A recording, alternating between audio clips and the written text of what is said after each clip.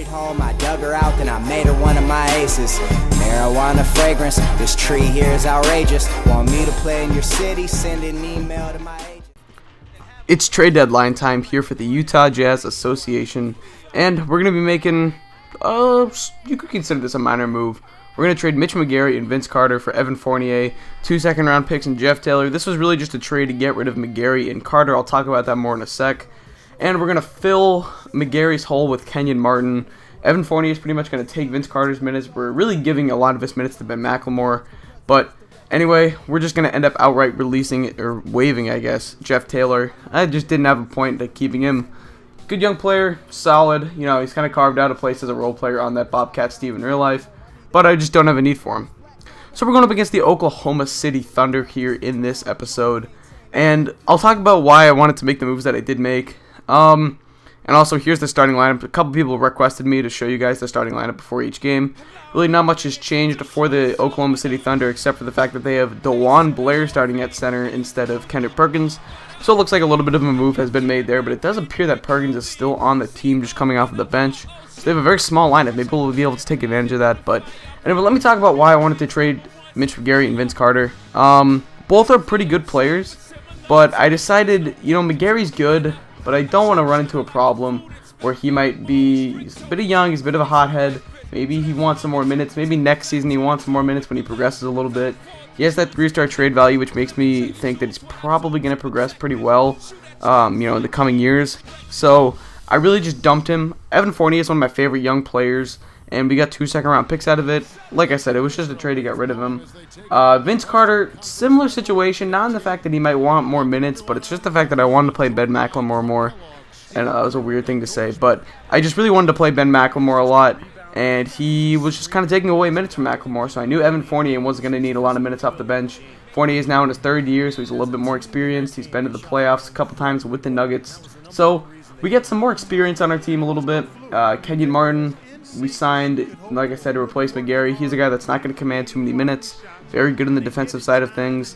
And I just feel like he fits what we need more than Mitch McGary did. You know, you can't have too many rookies coming off your bench on a team that's supposed to be competing for a championship. And I just think that we made some good moves for our team. You know, you can't have too many guys on your team. You know, the old saying is that you can't win with more than 9 guys, so to say. And by that, you know, come playoff time, you want 9 guys taking up most of your minutes. The rest are getting garbage time minutes at anything. But anyway, that was really my philosophy behind kind of my moves that I made. So let me know what you guys think of them. Like I said, nothing major. I mean, the core right now of, you know, Bledsoe, George, Parker, Favors, and Cantor, there's nothing to switch up about that. And now we have a pretty good bench. I mean, we have some youth on the bench like Vucevic and Evan Fournier. We got some veterans from Kyle Korver, Kenyon Martin, Andre Miller. So it's a good mix. I really like it. So this Thunder team is really, really good. Look at Jeremy Lamb here. He was a guy I thought about trading for way back in year 1 and building around him. He's really progressed well. He's a very good scorer. This team also has Tony Mitchell, the small forward out of North Texas. Look at Kenyon Martin on the spin layup. I was like taking the slow because I didn't think I was looking for someone to give an outlet to, but I started taking it up slowly, and then I eventually just went for the spin layup. Reggie Jackson still, you know, he's progressed a little bit. He's a good young point guard that I like for this team. Kevin Martin's still there. Durant and Westbrook are still there. Obviously, this association was made around the time of the trade deadline of this past season in real life, so we were past the James Harden trade, of course, so that's why Kevin Martin and Jeremy Lamb are on the team. Ben McLemore here with the ball, pick and roll with Cantor, or Vucevic, I should say, Vucevic. I always call him Vucevic. I'm not really sure what the correct pronunciation is, but I'm going to say stick with Vucevic. Now, it looks like an outlet pass to Tony Mitchell will make a nice bounce pass to Jeremy Lamb, who is pretty athletic. He can get up there and dunk it, and he slams that one home with 2 hands. You can take a look at the Sprite slam cam replay right there. Pretty nice dunk right there. Good vertical. Not, you know, nothing special, but I'm sure that he's pretty excited for it. Now 31-30, 36-32 is your score. Jabari Parker with the ball, bringing it up, trying to cross over. He finds Enes Kanter, who finds Vucevic, and Vucevic was just being sagged off of, so he's going to hit that through right there. I really like what I got at Nikola Vucevic this game. Kevin Durant gets an up and under and one on Vucevic, though, so he's not the best defender in the world. That's the one thing that he really has to improve on in real life and in this game. Paul George with the ball. Now look at the sick hesitation in and out for the one-handed slam. We'll take a look at a replay right here. Check this out. Dribbles up, goes in and out Westbrook didn't know what to do, and George had the wide open lane, and you know what Paul George is going to do when he has a wide open lane. You don't even have to ask twice. But anyway, Eric Bledsoe bringing up the ball. He's got Reggie Evans to his right. It looks like Paul George coming around an off-ball screen for 2. And it is good. Paul George can shoot right over a lot of the people who cover him due to the fact that he is 6'10". And I'm tired of people telling me he's not 6'10". The game lists him at 6'10". 6'8" is his listed rating by the NBA, I believe. But that's like saying Kevin Durant's 6'9". Both players have grown since they come out of college, and they don't update the listings since you come out of college. Look at the sick chase down block right here by Eric Bledsoe. Wow, I had to include that. That was pretty sick. Anyway, so yeah, people telling me Paul George is only 6'8". You guys are just false. Honestly, I mean, I can't put it any other way.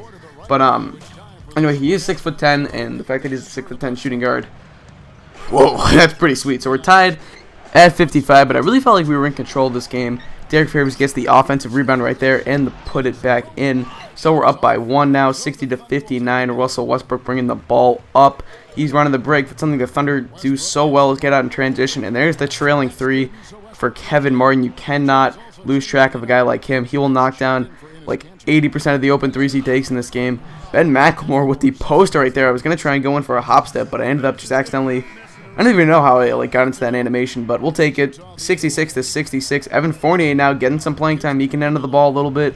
Miller back to Fournier, and Fournier is a very good shooter. He was the best shooter in France from what I've heard when he did come over to the NBA. He's only 21 years old in this association. I believe he's 19 in real life, so really have a lot of hopes for Evan Fournier, especially in real life. I mean, in this game, he's pretty much going to peak out at where he is. Really, he just, not a lot of people had too many expectations for him, so... But from what I've seen in the last second half of the season, I'm in love with Evan Fournier. I really like that guy. I think that if the Nuggets didn't re-sign Andre Iguodala and wanted to give Evan Fournier some more minutes, I would totally support that decision. Kevin Martin, though, gets sagged off of. He hits the 3. He's got 13 points. Now it's an 8-point game. And you're going to see on the inbound play, Kyle Korver losing his man, and Korver's going to knock down the 3 right there. So we cut it to 6, but now it's back up to 8.